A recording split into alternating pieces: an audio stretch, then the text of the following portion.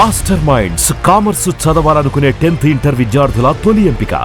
నమస్కారం, మీరు చూస్తున్న సుమన్ టీవీ. నేను మీ కీర్తి. ఈ నెల అంటే జూన్ 26 మొదలుకొని జూలై 4వ తారీఖు వరకు వారాహి నవరాత్రులు లేదా గుప్త నవరాత్రులు, ఆషాఢ నవరాత్రులు అని చెప్తా ఉంటారు కదా.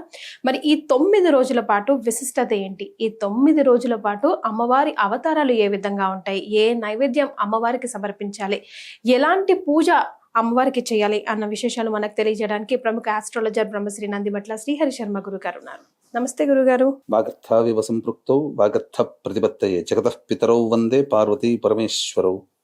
ఆదిత్యాయ చ సోమాయ మంగళాయ బుధాయ చ గురు శుక్ర శనిభ్యశ్చ రాహవే కేతవే నమః. శృంగేరి జగద్గురు పీఠాధిపతులకి, కంచి పీఠాధిపతులకి నమస్కారములు తెలియజేసుకుంటూ కార్యక్రమాన్ని ప్రారంభిద్దాం. గుప్త నవరాత్రుల్లో భాగంగా గురుగారు మొదటి అవతారం గురించి, అమ్మవారి విశిష్టత గురించి తెలుసుకుందామా? అమ్మవారికి సంబంధించి మనకు నవరాత్రుల్లో 4 నవరాత్రులు ఉంటాయమ్మ. ఒకటి ప్రత్యక్ష నవరాత్రులు, 2 గుప్త నవరాత్రులు. వసంత నవరాత్రులు, శరణ్ నవరాత్రుల్ని ప్రత్యక్ష నవరాత్రులుగా పిలిస్తే, మాఘమాసంలో వచ్చే శ్యామ నవరాత్రులు, ఆషాఢ మాసంలో వచ్చే వారాహి నవరాత్రుల్ని గుప్త నవరాత్రులుగా పిలుచుకుంటారు. ఈ యొక్క గుప్త నవరాత్రుల్ని చేసుకునే విధానం, ఆచారం అంతా నార్త్ సైడ్ ఎక్కువగా ఉంటుంది. మన వైపు వసంతము మరియు దుర్గా నవరాత్రుల్ని ఎక్కువగా చేసుకుంటారు. అయితే ఈ యొక్క వారాహి నవరాత్రుల్లో ఒక్కొక్క రోజు ఒక్కొక్క అమ్మవారిని మనం అవతార రూపంగా కొలుచుకుంటాం. 9 రకాలైనటువంటి వారాహి దేవతలు ఉన్నారు. కాబట్టి మొట్టమొదటి రోజున అమ్మవారిని ఉన్మత్త వారాహి రూపంలో మనం కొలుస్తాము. ఉన్మత్త వారాహి. ఈ అమ్మవారు స్త్రీ రూపము కలిగినట్టు, స్త్రీ వరాహము. అంటే ప్రతి మానవుల్లో పురుషుడు స్త్రీ ఉన్నట్టుగానే జంతువులో స్త్రీ పురుషులు ఉంటారు కదా, అలాగే స్త్రీ వరాహ రూపాన్ని పొందినటువంటిది ఈ ఉన్మత్త వారాహి.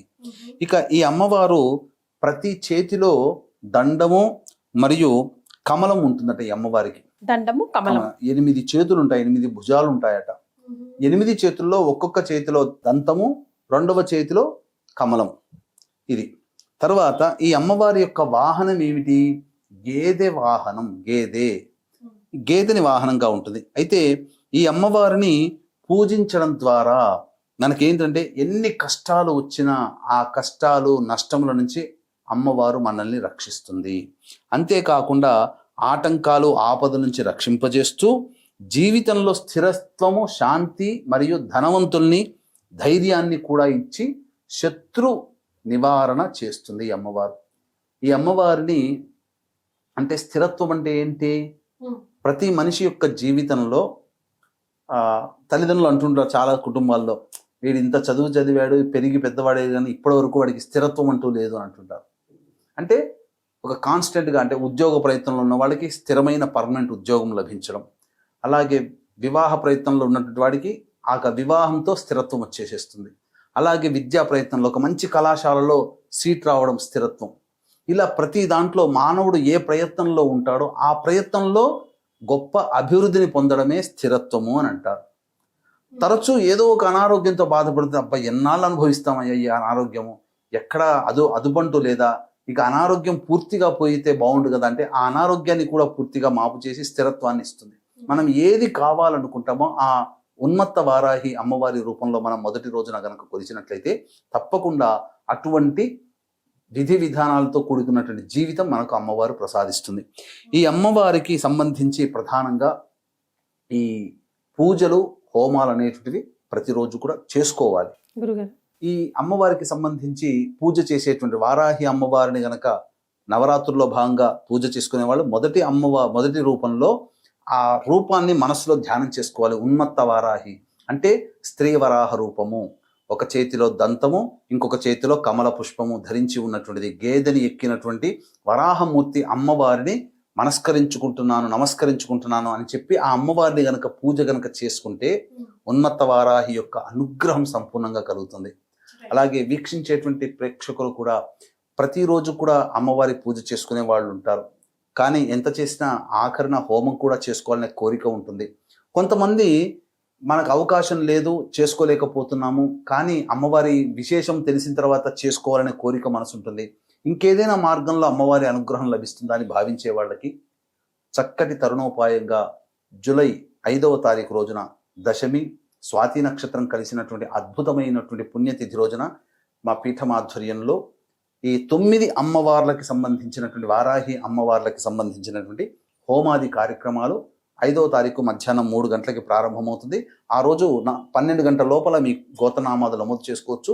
నమోదు చేసుకున్నటువంటి వాళ్ళకి శక్తిపాతము చేయబడినటువంటి శంకరుంగలి మాలని మీకు ఇవ్వడం జరుగుతుందని చెప్పవచ్చు. రైట్ గురుగారు, మరి మొదటి అలంకరణ రోజు అమ్మవారికి ఎలాంటి నైవేద్యం సమర్పించాలంటారు?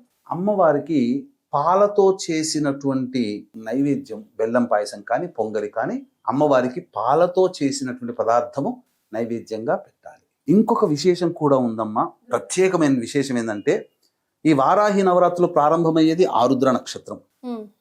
10వ తేదీ అనగా శుక్రవారం నాడు అమ్మవారి ఉద్వాసన చెయ్యకూడదు కాబట్టి శనివారం నాడు దశమి తిథి రోజున ఉద్వాసన చెయ్యాలి.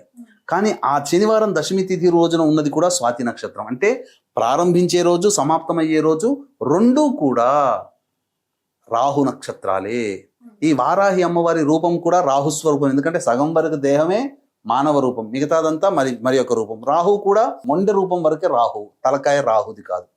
కాబట్టి ఈ రాహు నక్షత్రంలో ప్రారంభమై రాహు నక్షత్రంలో నవరాత్రులు సమాప్తమవుతున్నాయి. కాబట్టి ఎవరైనా ఈ వారాహి అమ్మవారిని చేసుకుంటే ఖచ్చితంగా ఈ సంవత్సరం అంటే 2025 చెడు కాలం చూస్తున్నాం. ప్రపంచమంతా హాహాకారాలు చేస్తున్న యుద్ధాల వాతావరణం, ఆస్తి నష్టం, జన నష్టం జరుగుతుంది, ప్రకృతి విపత్తులు వస్తున్నాయి.